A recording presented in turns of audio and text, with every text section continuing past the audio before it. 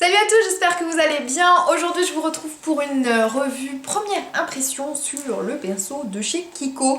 Donc le nouveau pinceau de leur collection Boulevard Rock qui est pour l'application des poudres, des fonds de teint, des blushs, enfin voilà. Donc j'ai voulu le tester. Pour moi je vais le destiné aux formules liquides, donc des fonds de teint et puis peut-être des blush crème, mais ça je sais pas trop, mais vraiment première utilisation que je vais faire avec vous, ça va être pour mon fond de teint.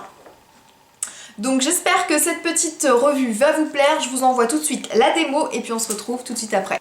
Donc c'est parti pour le test. Donc j'ai pris donc le pinceau, donc c'est celui de chez Kiko, et pour tester ce pinceau, je vais utiliser mon fond de teint du moment qui est le L'Oréal Lumi Magique.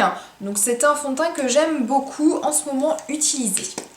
Alors je vais mettre directement, donc comme à mon habitude en fait, une bonne pompe et demie de fond de teint Lumi Magique sur le dos de ma main. Je vais prendre ensuite, comme d'habitude, des petites noisettes de fond de teint que je vais appliquer un petit peu partout. Hop.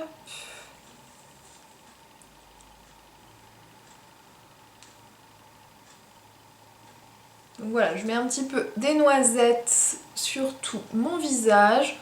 Donc c'est vraiment, de toute façon, cette manière comme ça, je le fais vraiment...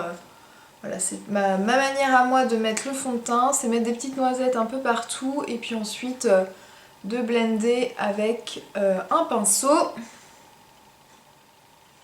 Voilà, je ne ressemble à rien. Donc j'attrape mon pinceau de chez Kiko et puis je vais commencer à blender mes petits points de fond de teint.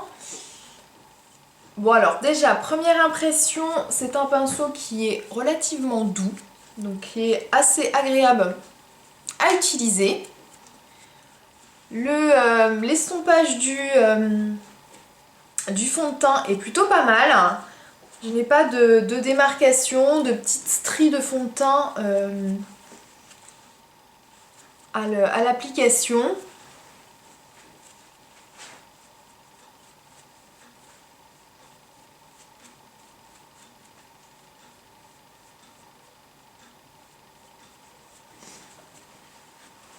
Il procure une bonne couvrance, je trouve. Vraiment, il applique le fond de teint d'une manière assez couvrante. On sent que tout le fond de teint que j'ai pu mettre en fait sur la peau, il reste et pas forcément beaucoup absorbé par le pinceau. Donc ça, c'est pas mal.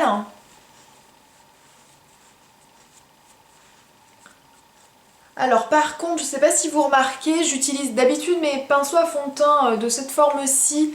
Je l'utilise en faisant des petits mouvements circulaires. Là, je trouve qu'il est quand même relativement trop dur pour faire ce type de mouvement. Les poils sont pas assez souples, hein, donc il faut plus faire des mouvements de balayage, on va dire. Mais il est assez sympa, je trouve, hein, pour l'application, vraiment. J'aime bien. J'ai pas de petites stries de fond de teint. Le fond de teint est bien blendé. C'est pas mal du tout.